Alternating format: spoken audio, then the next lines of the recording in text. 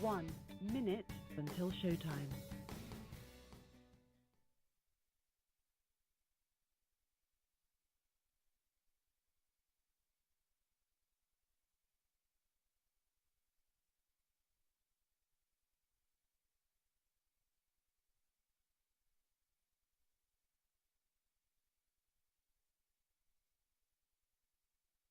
Yo! Yay! That's not too bad, but that little indicator just told me you can do better. Yay! Tell you what, small but proud. All right. We'll deal with that, Jim.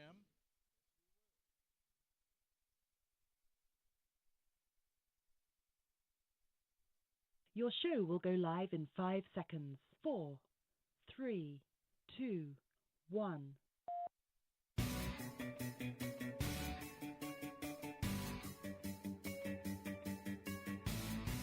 Now, from the world's most famous beach, from where beach racing began, it's the Legends of Racing radio show.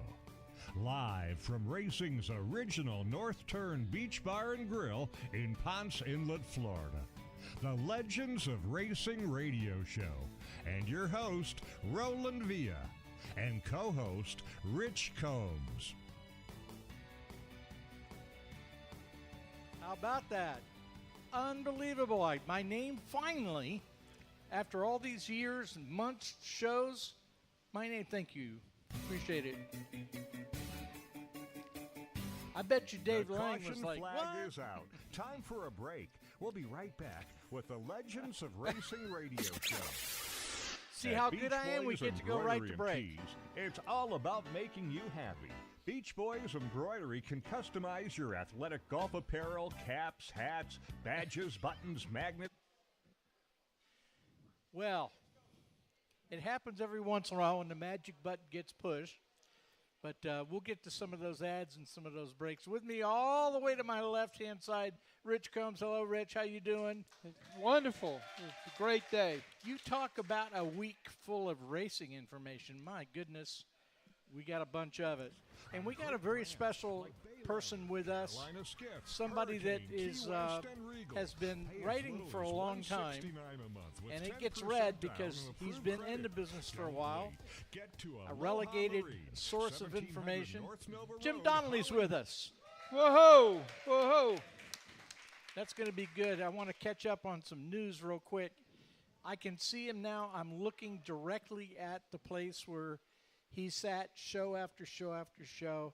I wasn't here last week, so I don't know if Bob Coolidge has been mentioned. He was in I guess the vice president of a local club, and he passed away on July 12th. And we will miss Bob. He's a quiet source, but a important source. And I remember the last time I was here hosting when he was here. I have some other shocking news that just came over the wire. I'm still trying to grasp it. We've had a death in the industry of racing. Unfortunately, Scott Bloomquist has lost his life in an airplane accident today. This morning he was flying his vintage aircraft over the Bloomquist Ranch, and the plane wrecked. At age 60, Scott no longer with us. Hundreds and hundreds of outstanding dirt track wins. You know, when you mention drag racing, Rich, do you think of John Force? Oh, yeah. Dirt racing, Scott Bloomquist. Most definitely. Now, at age 60, he was slowing down some. He wasn't maybe doing some other races, but what has he not won? I mean, he had everything going with all those different wins. He won 43 races that paid $30,000 or more on dirt. Now, that's phenomenal. Yes. More than 600 feature event wins from one end of this country to the other. Amazing. Hall of Fame career. So, I mean, you look at him like some of the other, Dick Trickle that won so many short track races and whatnot. I mean, hundreds and hundreds again then, too. Our thoughts and prayers go out to the racing community and to the Bloomquist family, that's for sure. A little bit later, I've got some exciting news about some guests that we're going to have coming up here during the next this part of this month. And it's not just hot weather. We're going to have some hot shows. It's going to be a good time. Well, let me break in there. You know, for the last 4 or 5 weeks, we've just had fantastic guests. You know, everybody was a Hall of Fame member. Everybody had received this award or that award. And, you know, and then all of a sudden, we come up with Jim. He caps it all off. I mean, you know, this is something else. This guy he's a 50-some awards or more, and just in About journalism? 60. 60. Not often you find somebody who can do that in their industry, in their craft, in their trade, and he's done it. So I might want to mention to you, most of you guys, all of you have had Hemmings Motorsports. I've had it for 35 years. My wife mentioned to me this morning, we've been together 35 years. She says, I don't remember any time you didn't have Hemmings coming in the door. I said, well, you're going to meet the guy that probably edited or I read all of his articles. There you go. Yeah, so, I mean, this is a whopper of a day for me. Thanks for coming in, Jim. I appreciate it. My pleasure. And you talk about being a writer. Yeah. You talk about being a writer. When you write for Speed Sport and the editor is Chris Economaki, you better know your stuff because you'll get called on it real quick. And I got a Chris Economaki story for you in just a little bit. It's really good, really funny. And, you know, for the folks out there, I know there's some of you like Copa and his brand new wife, and some other people that know me. David Sace over here. I know you're looking at me and you're going, Roland, you look different. You got a beard. Roland, you've lost weight. No, what it is actually I've got a new pair of glasses, and so that's what makes me look so different. For you guys that know me, I know you're looking at me like, I thought I'd just trick him up a little bit. All right, let's get into a little bit of you and some of your writing. I talked to you the other day, and you said you've just given an editor a story that's going to be coming out. So can we preview that? Yes, to answer your first question first, I'm a freelance journalist now, retired from Hemmings Motor News of Bennington, Vermont, and free but well paid. Yeah, and it was a wonderful work experience. I spent 22 years in daily newspapers in New Jersey, and then accepted an offer to join the staff of Hemmings, and eventually, after 15 years. Really, I took a buyout, and my fiancée Sharon and I came down here, and we've been down here about 5 years.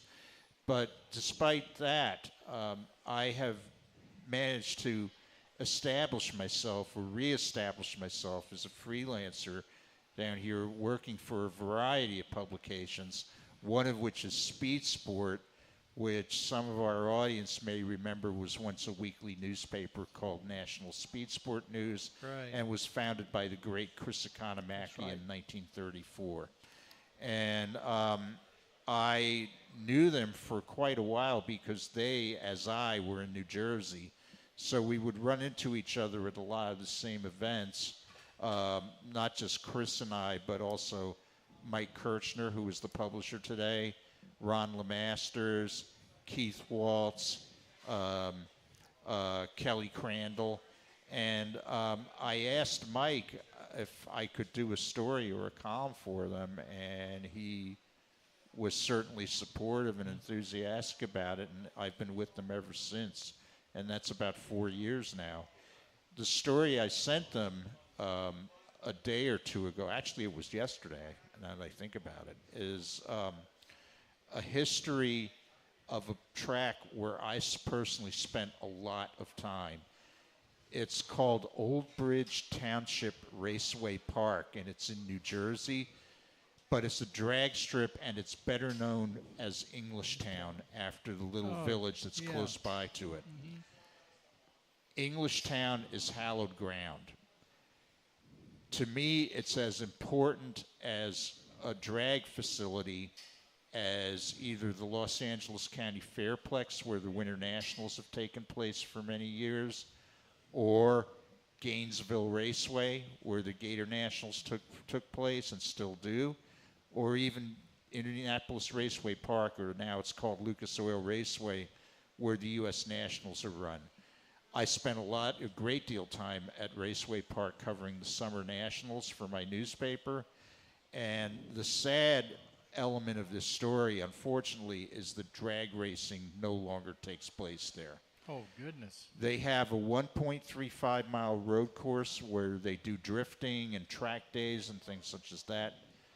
And they also have a motocross track that's very active, but largely because of the encroachment of very expensive housing. Those darn people just got to move, don't they? Well, they move, and they don't even think to ask the realtor what's around here.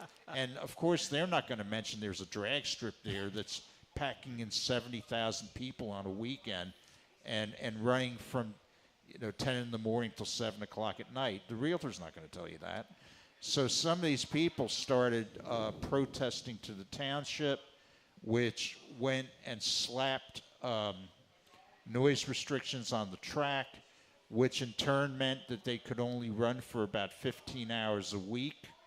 And from those 15 hours, they're expected to generate enough revenue to cover their tax bill and their expenses of operating for a whole year. And that's impossible. Yeah. Economically, that doesn't work. So even though Englishtown is the track where the junior dragster, which is now standard in the sport for young people, Vinnie Knapp Jr. invented that car.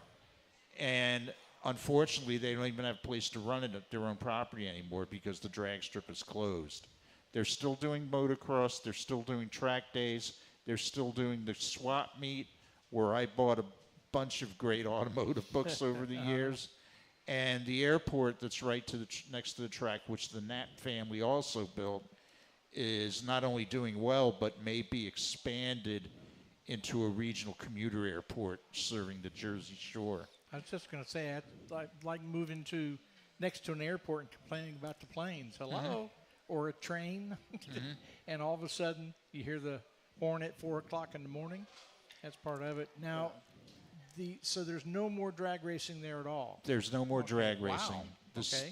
The strip, the last I checked, and this is going back a while, they were actually storing cars there that had been damaged in Hurricane Sandy, which was back in 2012. They're not using it for any kind of storage now, so I think it's just sitting there. But I talked to David Knapp about a week and a half ago, who's, again, his family built and operated the track. And he said there's probably no chance it would ever come back because the crowds had dropped off, the car counts had dropped off, and according to him, another element of this was the criticism they came under after Scott Coletta was killed there in 2008. Yeah. Even though the accident was no fault whatsoever of the tracks. But it hurt them so profoundly and deeply that I just think they didn't want to go on with it anymore. So the New York metro area no longer has a drag strip. You want to hear the definition of the word strange? You know, nowadays, racing has changed a lot. Folks, you are just, I don't know how to start talking about this, but electric cars are going to play a great deal in future racing on the drag strip and all. And you know, Big Daddy Don Gartlitz is crusading his electric dragsters. So the definition of strange, Rich, is when have you been to a drag race and had the big slingshot dragsters? Oh, yeah. 7,000 horsepower takeoff and the sound that it makes. But you don't get that with an electric car. It just, you know, I mean, it's really, that's strange. Yes, but when you look at what's going on now, Formula E is really big, and several of the actual well, they don't have a Formula One team yet, but Andretti Global, as it's now called, has a Formula E team. So does Audi, okay? And those companies have invested heavily in electric car development. I mean, if you go to an Audi dealer in Orlando, half the cars on the showroom floor are either electric or hybrids. Wow. And it's coming. I know that Dodge is getting ready to reintroduce the Charger as an EV, and they're going to have a factory option that's going to be a sound system that will project the sound of a roaring internal combustion engine underneath the car while it's in operation. Yeah. So you can make believe you're burning hydrocarbons instead of electrons. It's a safety feature. Yeah. That's what it is. Without the sound, these things are very unsafe. Mm-hmm. And when you look at the overall scope of the marketplace and you see the electric cars, mm-hmm. they're fast. They're god-awful fast, you know. And just yesterday, well, they announced it about a month ago, but just yesterday there was a news break on the new 1,087 horsepower 2025 Corvette Z06, 5.5 liters.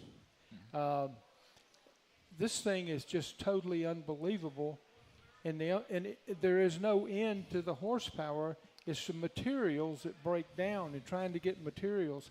The catalytic converter on your car you have now needs to run between 800 and 1,000 degrees to work. Wow. So you don't have emissions problems.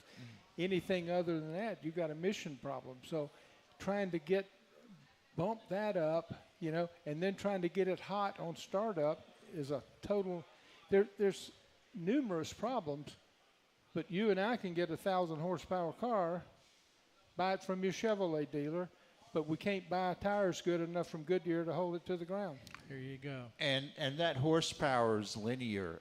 With an electric motor or even a hybrid powertrain, you're getting maximum power from the second you flip the switch. Yep. There's no power curve in an electric vehicle. We got a time for a break coming up here. I got some more electric information for you when we get back. Folks, we're here with Jim Donnelly, Rich Combs, Roland Villa.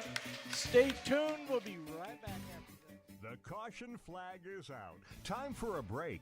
We'll be right back with the Legends of Racing radio show. At Beach Boys Embroidery and Tees, it's all about making you happy. Beach Boys Embroidery can customize your athletic golf apparel, caps, hats, badges, buttons, magnets, backpacks, bags, totes, clocks, watches, and of course, T-shirts. Sure, they're at 2033 South Ridgewood Avenue in South Daytona, and they're waiting for you to call now.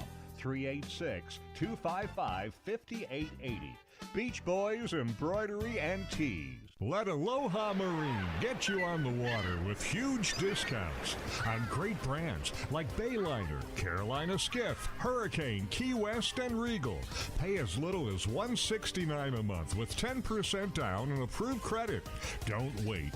Get to Aloha Marine, 1700 North Nova Road, Holly Hill, Monday through Saturday. 47 years and always better than boat show prices.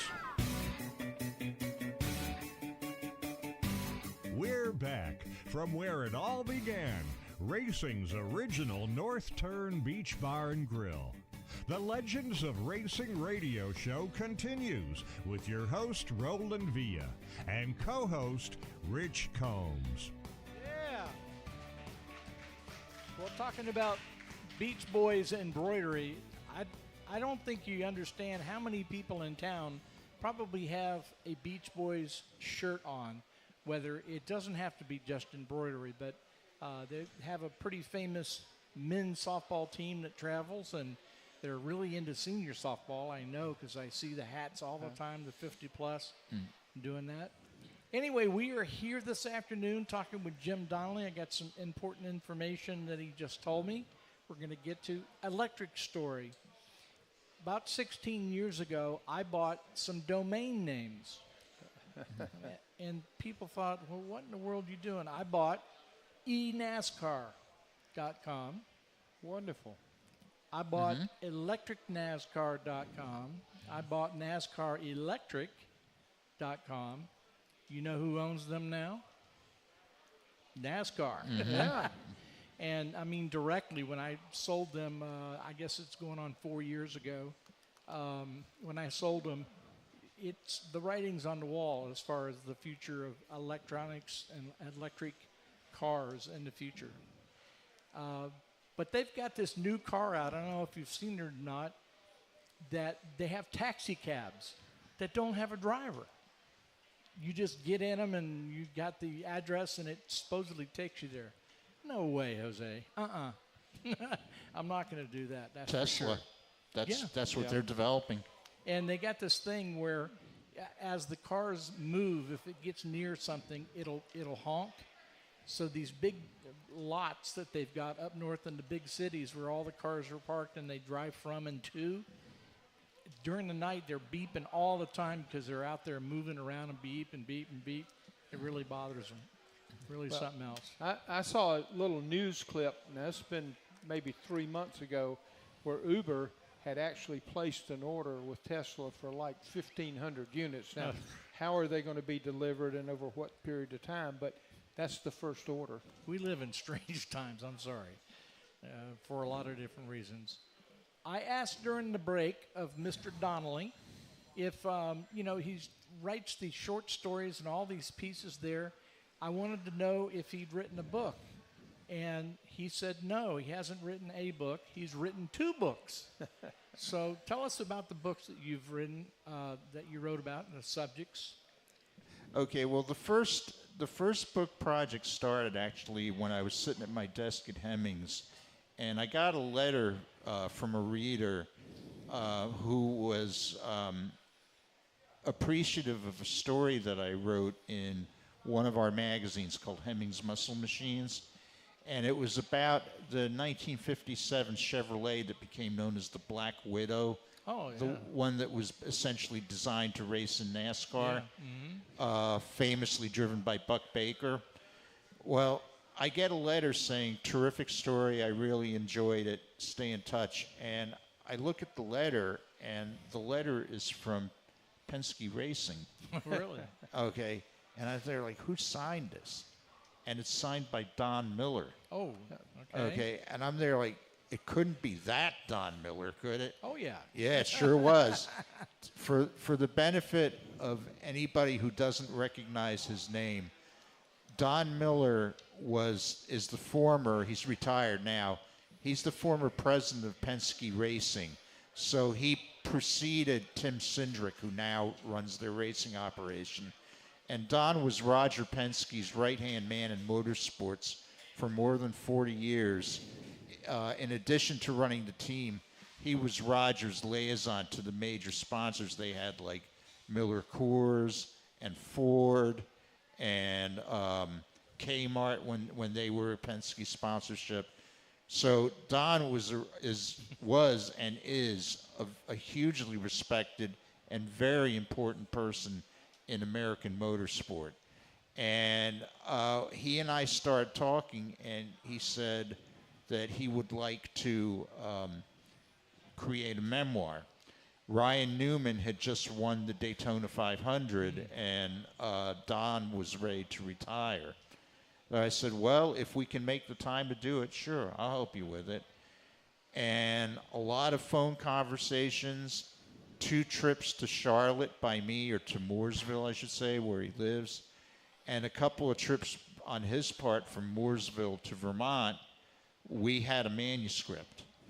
And my publisher, Coastal 181, which produces a lot of scholarly books on auto racing, Sure do. agreed to publish it. And it ran to about 240 pages. Roger Penske participated in it. Rusty Wallace did. Ryan Newman did. Tex Powell, Robin Pemberton. I managed to get all these voices of people who knew Don into the narrative. And when the book was published in 2010, I think, Don and I, since we were co-authors, we won an award at the American Auto Racing Writers and Broadcasters Association convention at the Indianapolis 500 for Book of the Year. Nice, very good. And so I think that deserves an applause. Absolutely, yeah. Thank you. Thank you. I know Thank I you don't so have much. one. And then based on that, I got an email at Hemmings about a year later from a German-based art publishing house called Taschen. And they wanted to know if I wanted to work on an art book that they were doing about automotive advertising in the United States. And they already had a selection of brochures picked out. So what they asked me to do was to write a capsule for each brochure explaining a little bit about the car manufacturer, a little bit about the car that's actually in the brochure, and a little bit about the brochure itself, about what they were trying to convey when they designed it. Well, the book consisted of more than 900 brochures. Oh. And I wrote it in 9 days. Oh my gosh. And I wrote it in 9 days while I was still working full-time at Hemmings. And so I would get home from work about 5, 6 at night and, have dinner, get all the housekeeping stuff out of the way, and then sit down and start working on the book. And I'd work till like 2:30 in the morning on a work night. But I got it done in 9 days. Wow. And it's a history of automotive advertising that Taschen published about a year later. And they took care of me because they paid me again when they did a second printing of it. So I did well. I got, that's found money. Was it like a Large format hardcover about this tall and about that wide so it's and like about a that thick. good table book, lots Yes, of pictures? yes. It's I a like lots of coffee pictures. table art book. Still Yeah, in print, coffee table, still yeah. available. Yes. Okay, and the Very name nice. of the book? American Automotive Advertising, and it's by Taschen Publishing, Okay. which has offices in the United States, in New York City and Los Angeles, but they're based in Cologne, Germany. Very good. Well, that's the kind of stuff I like to read. I mean, really, it's a background. You don't have to get into it and read everything today, but you know what's happening.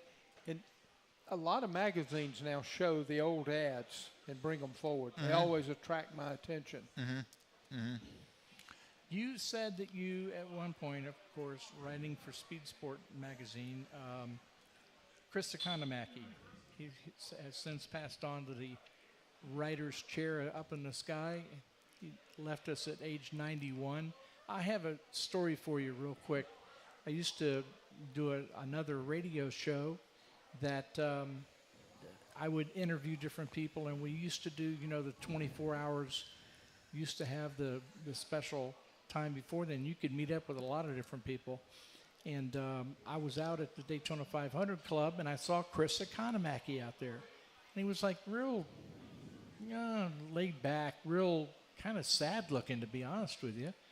And I just took it upon myself. I had just interviewed Sterling Moss, of all people.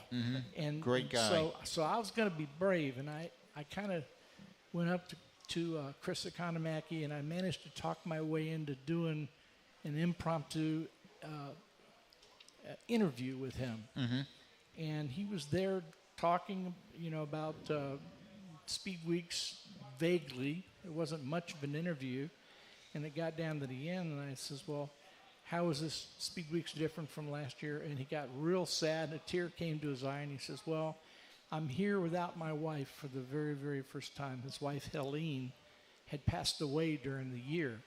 And so he was there, without her the first time. And he says, we always came to Daytona, we enjoyed being here, and she'd go to the pool and mess around by the ocean. And I said something to him, being in shock. I'm like, ooh, what do I do now? And I said to him, I says, well, you know, Chris, she's here too. She's here with you right here in Daytona. Her spirit's right with you. And his jaw came open. He looked, and he just brightened up like that. Sure. It was really something else. So that was part one of it. And then, you know, it was a little bit of an interview. And then I was at the Speedway the next day, walking through the garage, and Chris Economakian went in. He called me over. He says, come over here, young man, come over here. And so I went over there, and he said, I just wanted to tell you I slept last night for the first time in a long time. I felt so much comfort in what happened by you telling me about that. And you're right, son. Helene is here with me. That's and wonderful. I thought, well, you know, talk about falling in doo-doo and coming up smelling like a rose. That's really good. Are we going to do a question? Are we going to do it now or do the break first? Either way, we're going to do the break. Okay, because we're broke and we need to earn some money. Okay, we're going to do a break so we can pay the bills. That's what it's all about. We're going to be back right after this. Don't you guys go anywhere. The caution flag is out. Time for a break. We'll be right back with the Legends of Racing radio show. Racing's original North Turn is our broadcast headquarters. If you're looking for a good drink, great entertainment, and the best in food, they're right on the beach at Racing's original North Turn. Come on down to dinner tonight. Here are a couple of testimonials. These are actual testimonials from people who have enjoyed the North Turn.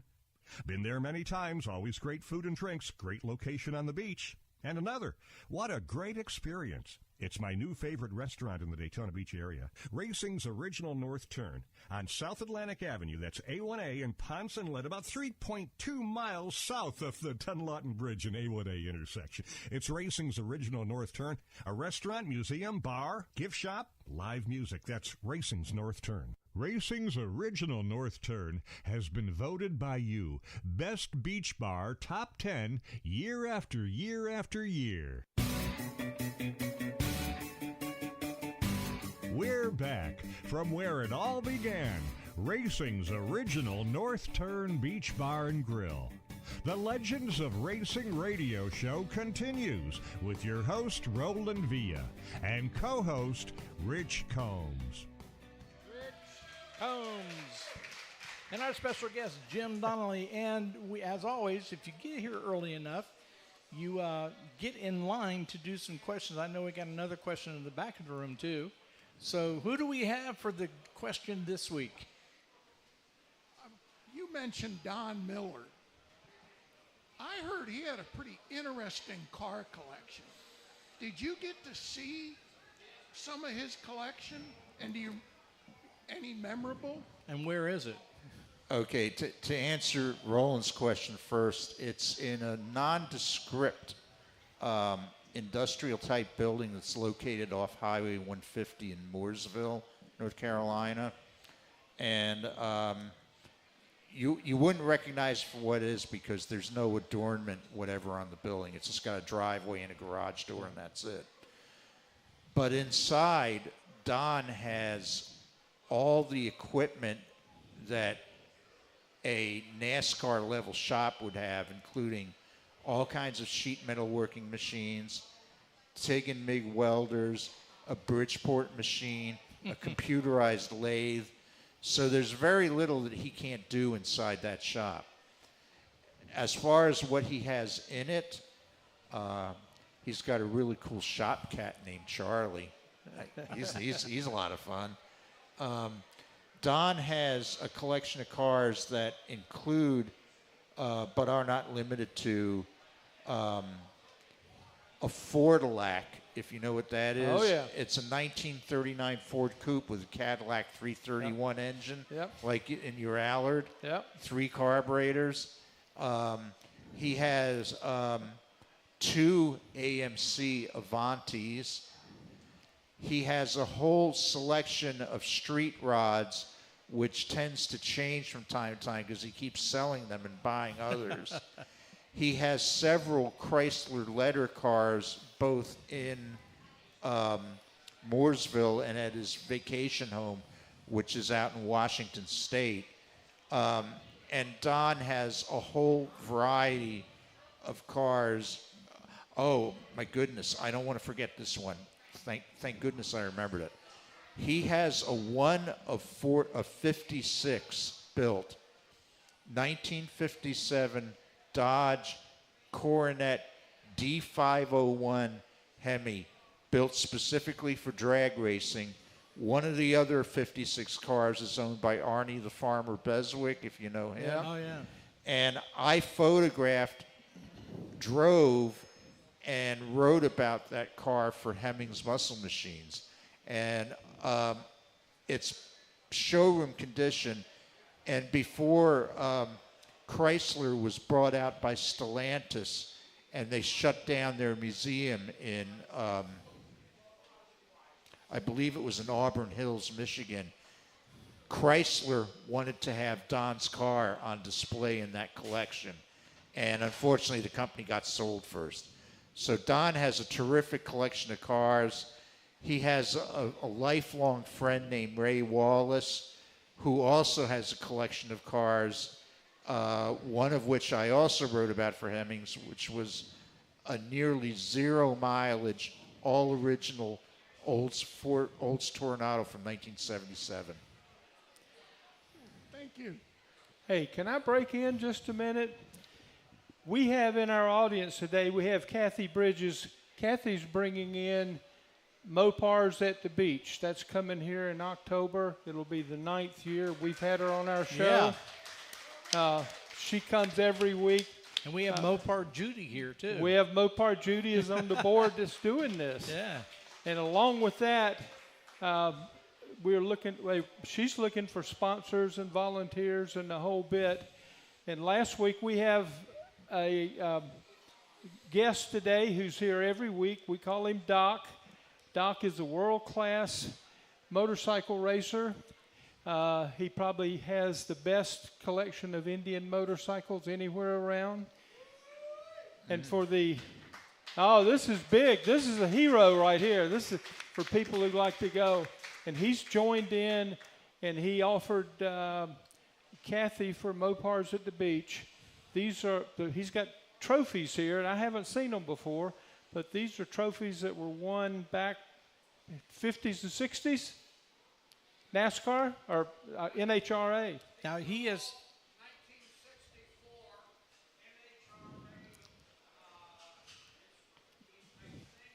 You have to come up on the mic so that everybody can hear you. And this is going to be impromptu. So very impromptu, but it's a happening. Mm-hmm. That's what goes on. By the way, show. He has brought those trophies because he needs help. He wants everybody to come up, get a napkin, and please dust them. If you're a participant at the big show for the Mopars, they got like 400 to 500 coming. These trophies were donated to be trophies to be given away. So not only do you get a trophy, but you get a piece of history. There you go. And this is the man who did it. Well, thanks, Doc. The trophies are class trophies, and these are in stock automatic. So when you go to the drag strip, and there's hundreds and hundreds and hundreds and hundreds of cars, you get there at midnight the night before at US 30, Valparaiso, Indiana, for example, and then you make a couple time trials, and then you race. But some classes had few cars in and more likely to get a trophy. However, the N-stock automatic, or M-stock, was one of the most difficult classes because that's the cars that people got from their mom and dad and took to the track to race 283 Chevys, 289 Fords, 318 Mopars, and but I ran NHRA and NHRA, and I have with these some track records that'll go with it. But I want to donate them for when they have their drag race for the class racing. I didn't even clean them, but I have more of them also. I told you wanted to help polishing them. Thank you. So, I'm happy to do it. Yep. Thank you, Doc Batchelor. He's been All right. involved in some of our Hall of Fame motorcycle information along the way, and he's always a bastion of information, that's for sure. I want to also remind you about Racing's North Turn, folks that are listening to this. They have great food, and they have cold drinks, ice cold beer. It's a good place to be. And then in the evening, they do a lot with bands that play right here on this stage. That's true, yeah. You know, they do that. Copa, we should have played here once upon a time. You never know. Cold beer and good music goes together That's anywhere you go, and this is Got a good place. And I want to mention before we take this break, a person that's an inspiration to all of us, a great, great, great, great friend. He's getting better day by day. Put your hands together for Buzz McKim. Hello, Buzz. I know he's laying in bed going, hey, they Yes, forgot indeed. about me. This is a good show, and I can't be there. It's frustrating, isn't it? But anyway, I want to tell you about some of our guests coming up. You are going to want to be here in the next couple Fridays, that's for sure. We're going to take a break right now. Folks, stay tuned. We're not going anywhere. You don't. The caution flag is out. Time for a break. We'll be right back with the Legends of Racing radio show. Daytona Flea and Farmers Market is still the one for great savings and the best variety. Whether you need flowers and trees for your home or you're looking for great prices on Daytona Beach souvenirs, the market is the place to go. The market features 1,000 booths, 2 air-conditioned malls, a restaurant, and 9 snack shacks. Hops Grill features gourmet burgers and garden blend salads. Treat yourself to a great variety of brat and hot dog creations at the Dog House, or enjoy a refreshing drink at the Seltzer Oasis. The market is open every Friday, Saturday, and Sunday, and is 90% undercover, so you can shop rain or shine. There's never a charge for parking or admission. Enjoy our monthly classic car cruise-in on the first Saturday of every month, and garage sale weekend, the third weekend of every month. See all we have to offer at DaytonaFleaMarket.com or like us on Facebook. Discover Daytona's most unique shopping experience, the Daytona Flea and Farmers Market, just a mile west of the Speedway. We're back from where it all began, racing's original North Turn Beach Bar and Grill. The Legends of Racing radio show continues with your host, Roland Villa, and co-host, Rich Combs. And Buzz McKim. I have to put him in there, that's for sure. Hey, a couple things that I wanted to bring up real quick before we go to an interesting subject here with Jim Donnelly. The Daytona Flea and Farmers Market you just heard about, my wife and I went out there and found some really, really good bargains the other day. During this hot time, you know, it's not as busy out there with people milling around. You can get some super good deals out there. So you need to pay attention to it, the Daytona Flea and Farmers Market. Also, Racing's North Turn, the restaurant here. I was talking about the evening time. You can come out and have dinner. You can do some dancing. It's a lot of good fun out here. Just remember, the place is not just Fridays at noon. It's a lot of things going on here. So pay attention. We have a voice from the audience to come up. Your name and your question, sir. Hi, my name's Larry, and welcome, Jim. Thank you for you. being here, taking your time out of your busy day to come and enlighten us.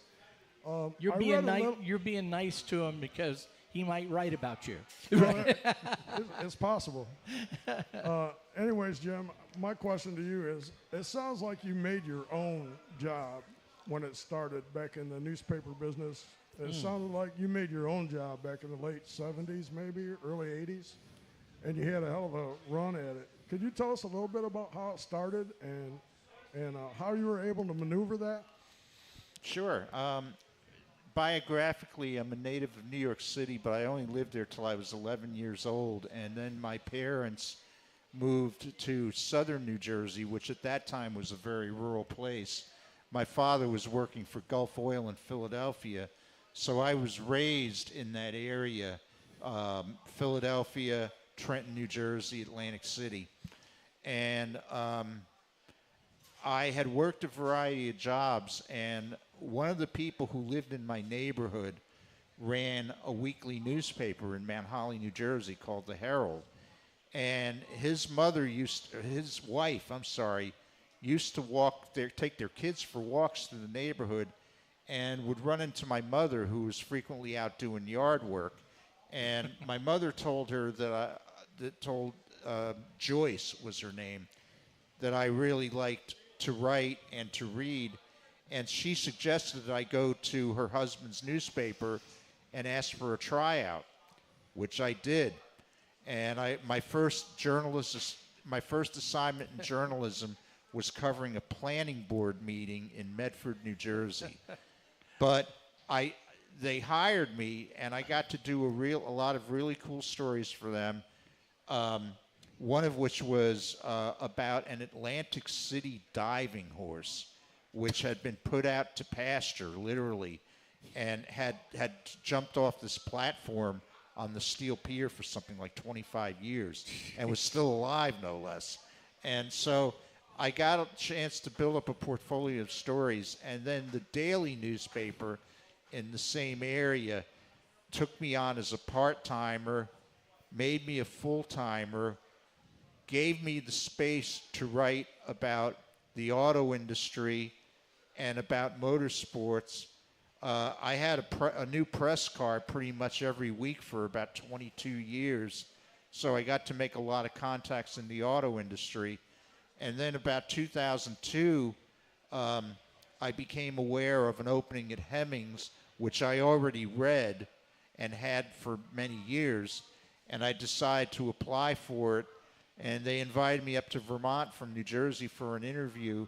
When I got back to New Jersey, there was a message on my voicemail offering me a job, which I accepted, and it's all kind of gone from there. Working for the newspaper, first of all, newspapers, plural, and working for Hemmings was the most valuable education I ever got in my life. Not just about cars, but about government, law enforcement, the court system, business, the military, because we had 3 military bases in our area: Fort Dix, McGuire Air Force Base, and the Naval Air Engineering Center in Lakehurst. I covered all 3 of them. And I got to go to Saudi Arabia during Desert Shield, and I also got to deploy to Germany during Reforger. So I had this huge and very enjoyable encyclopedia of experiences that I could call on.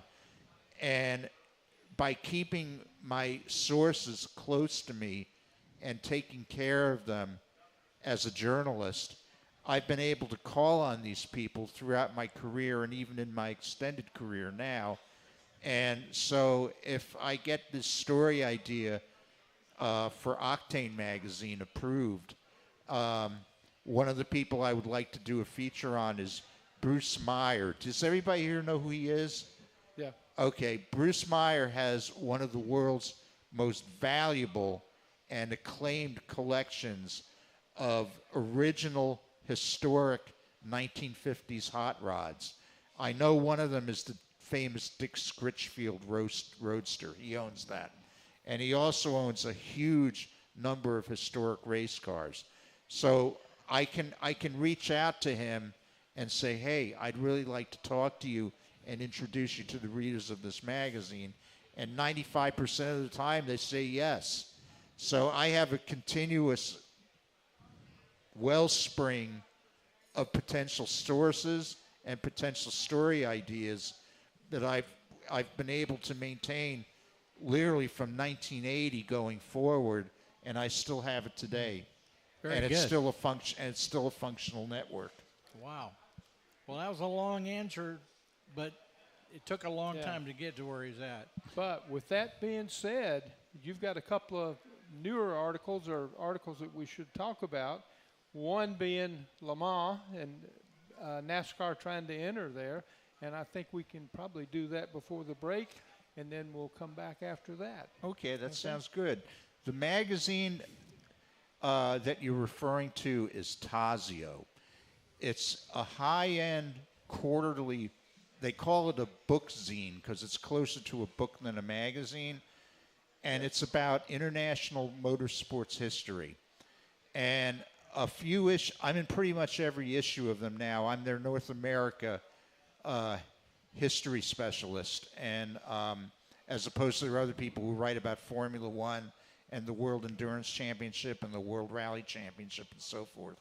A few issues ago, I did a story on the 24 Hours of Daytona in 1973, in which a Porsche 911 RS won the race outright, and that was their first major international win. Since then, in their Le Mans issue, I have a story on, which is out right now, on the NASCAR effort to invade Le Mans in 1976 with Herschel McGriff and Dick Brooks. That was the first time they had ever attempted to run there. And I also had an in-depth story about the gestation of the famous Ford GT40, which was a lot more troubled than most people realize today. And we're going to continue with that thought right after this break that's coming up, sponsored by the Legends of Racing Foundation. Real quick, somebody asked me today, well, how in the world do we know who the guests are going to be? Listen, we have a Facebook page, Legends of Racing Radio Show. It tells you all about what's coming up, and boy, do we have some good guests coming. Stay tuned. Don't go anywhere. This is the racing show that you got to listen to. We'll be right back. The caution flag is out. Time for a break. We'll be right back with the Legends of Racing Radio Show. Welcome to Homewood Suites by Hilton in Daytona Beach. You're right in the middle of all the action. Daytona International Speedway, the airport, One Daytona, Florida's newest entertainment and retail destination, and of course, the world's most famous beach. You'll love our newly remodeled 1- and 2-bedroom suites, along with our popular King Studios. You won't need your full kitchen, as Homewood Suites Daytona serves up complimentary breakfast and evening social. It's like home away from home. Go to HomewoodDaytona.com for Homewood Suites by Hilton in Daytona Beach. We're back from where it all began. Racing's original North Turn Beach Bar and Grill. The Legends of Racing Radio Show continues with your host, Roland Villa, and co-host, Rich Combs. Oh, my goodness.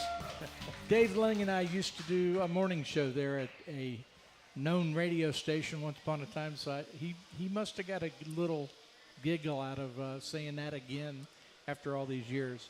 We're going to get right back with Jim Donnelly in just one moment. I want to remind you about Homewood Suites. You know, if you have relatives coming in from out of town, business associates, people like that, you can trust that Homewood Suites out there near the Speedway is a great place to bring your loved ones or your close race associates, or business associates, I should say. And it's a good time had by all. Heck, it's worth it just for the doggone breakfast. Tell you what, they really put out a good spread on that. All right, you can go on Facebook, you can go to Legends of Racing Radio Show. You'll see the thing there. We're going to make a concerted effort to always towards the top to list who's going to be coming on with the show. Let me give you an idea. Well, I'm not going to give you the specific days. You can check it out on Facebook. We have Robert Red. Now, you may not know that name, but you will once he's on here. Have you ever been in a store, Walgreens is where I found a recent book. And it's on an end cap, and it says History of Daytona Beach, History of New Smyrna, History of San Augustine. Yeah. Mm-hmm. This is the guy that writes those books. He's a writer, and he's part of the cultural heritage group that's with Volusia County. He's going to come on and talk about beach racing, about this area right out here, and how it has to do with culture. But he's also written a book called Racing Daytona Beach. You know, Sun, Sands, and Suds, probably something like that. And he will be on. I'm going to tell you, you got to listen to that show. It's going to be good. We're also going to have someone that is a local, Daniel Dye. I spoke to his dad. His dad Really? is on an airplane right now on the way to Michigan. He is going to race in an Xfinity race this season. Just last weekend, he drove from the back like a demon possessed and managed to qualify for the playoffs with the Craftsman Truck Series. So he's a local young man that's doing very well. Randy Dye, his father, who owns the Dodge place out there, talking about Mopar.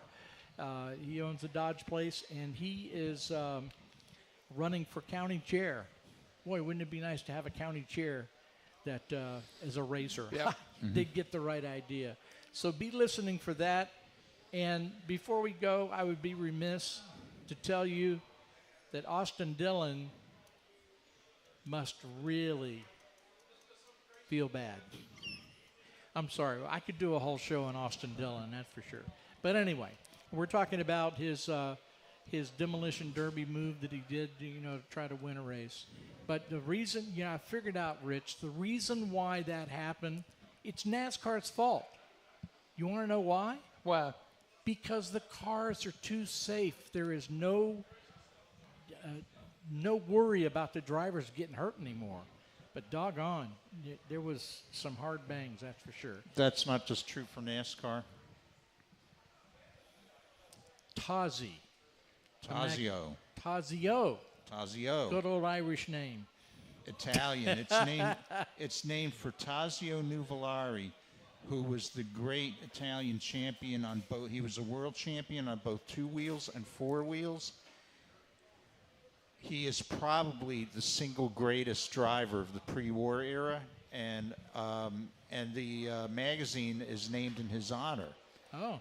And they asked me when I pitched the story to them, they said, "Sure, do a story on how NASCAR first came to Daytona.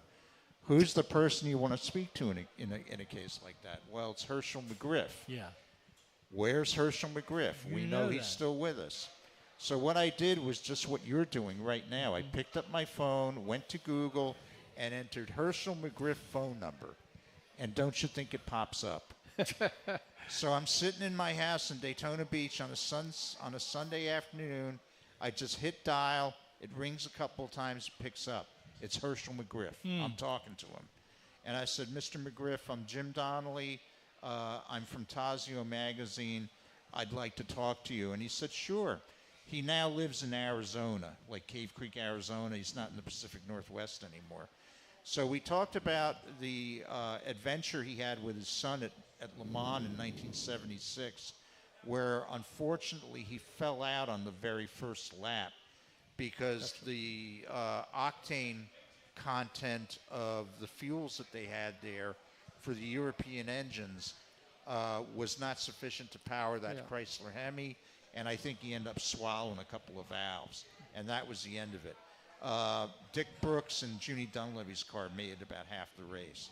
So anyway, we talk about that, and I decide to talk to him further because in addition to being at Le Mans, Herschel McGriff was the outright winner of the first running of the Carrera Panamericana that ran the length of Mexico, the sports car and stock car race that was run in the early 50s. He's the first winner of it. And he went from there in the same car and took it to the first running of the Southern 500 and finished ninth in the same car, which he drove from Portland down to the starting line of the race in Tijuana. Oh, my gosh. And he just did it. So I talked to him about that at some length, and that's going to be a future story in Tazio. But it's a great magazine to work for because the quality, both in terms of the journalism itself and the production of the magazine as a book, is phenomenal. And if you ever want to see it, all you have to do is go to either Books A Million at the Volusia Mall or to Barnes & Noble up in Tomoka Town Center, and you can find it there. That's the name of it, Tazio. It has a commissioned piece of artwork on the cover every month. Wow. How about that? And it's a great magazine to work for. It's very successful, and it's really finding an audience in the United States as well as Europe. Is this guy good or what? Tell you what, Oh, it's such a joy to have you with us. I think we're going to need him more often, and we'll pre-curse some articles maybe that you can be looking at. Always telling a pleasure. People. I love You coming got here. it. We got just a minute left. I want to remind folks that you can go to the Facebook page to find about future shows that are going to be coming up and the guests that are going to be there. We certainly want to give a get well to Buzz McKim. Yes, indeed. We want to do that. Buzz. And if you like this idea, come up and tell the guy over here, I think this should be a 2-hour show. Anyway, it's just more advertisers. That's for sure. Hey, thanks to the Racing's North Turn for having us. We appreciate that. Yes, we wouldn't go anywhere else. And Rich, it's been fun, buddy. Oh, this is a good deal. I love being here on Friday morning. I like looking out and seeing the waves. I like feeling that wind coming in across here, and I love the audience. You know, we got It's the wonderful to be with these race fans. Yeah. You couldn't ask for more. Want to say a special hello to my friend Paul Shelfo, great race fan, and it's another guy that likes good cars. We could name off a lot of people here. There who are is. famous racers. You know, we get a lot of drag racers in here. Guess what? It's 1 o'clock. We are Done our job. One and done is what we are. Folks, we look forward to seeing you again next week with a very special guest. For Rich Combs, Jim Donnelly, Roland Villa saying, hey, do better today than yesterday, then tomorrow will take care of itself. God bless. Thank you. The Legends of Racing radio show originates live from the very spot